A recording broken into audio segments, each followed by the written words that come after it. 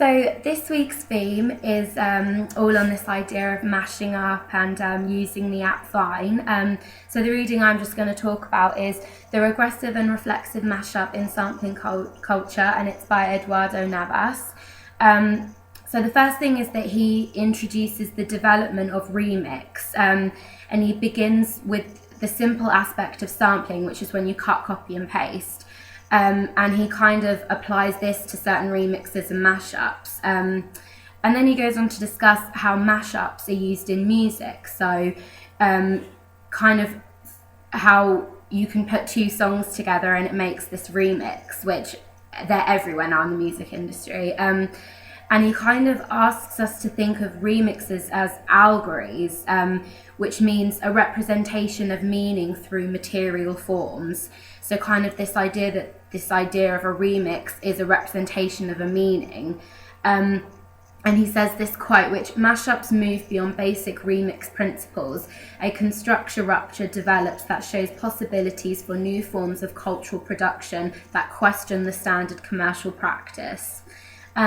So he discusses two types of mashup. The first one is regressive, which he says is more common within the music industry, and it's often used to promote two or more songs that have already been previously released. So that's when you just put two songs together.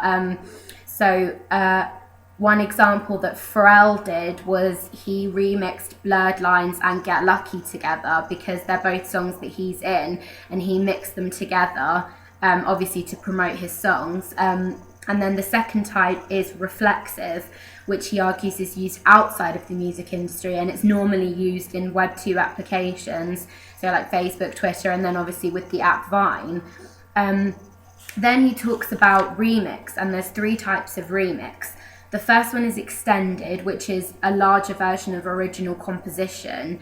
So that can sometimes be when you take a song and then you add kind of melodies and backing tracks to it, and you can see that often where you take a slow song and you add a beat to it and it kind of becomes a dance track, and then it's played in clubs. And an example of that is Rihanna's song What Now is actually quite a slow song, but there's a remix that has a beat to it that you could quite easily play in a club.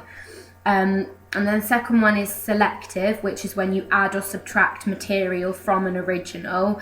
So again, that's kind of just either adding a beat, or like some people take away certain lyrics and then they only focus on certain lyrics in the particular song.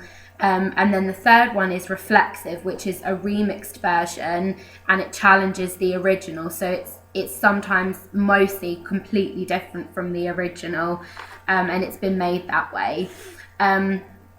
However, the writer then argues that there is a fourth form emerging, which is known as the regenerative remix. And he argues that this consists of juxtaposing two or more elements that are constantly updated, meaning that they are designed to change according to data flow. And a principle of regenerative remix is to kind of overthrow. So an example he gives is of Google News. He says that Google News actually doesn't produce content, but it mashes up material from news all around the world. So it's not theirs originally, they've just put it together. And then he says that linking it to Web 2 this is where you normally find regenerative remixes in Web 2 applications. And he says that Web 2 mashups work by sampling and subverting applications to perform something that they couldn't do themselves.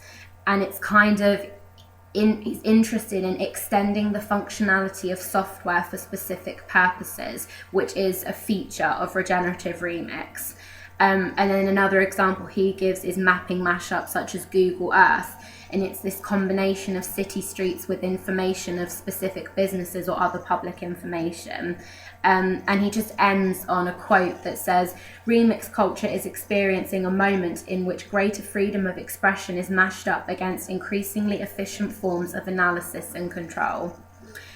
So this week we had to create a story and post it in 5-6 second videos on Vine, and it's kind of, mine's very different because I have Vine and I'm on it, and I wanted to show how these idea of these videos have actually taken these incredibly mundane activities and everyday activities that everyone does, you know, such as going to work or reading the paper, and they've become a hit on Vine, and it seems to be quite popular just to produce, you know, these 6 seconds videos that actually, and probably on Facebook, wouldn't do very well. They wouldn't do very well in the real world.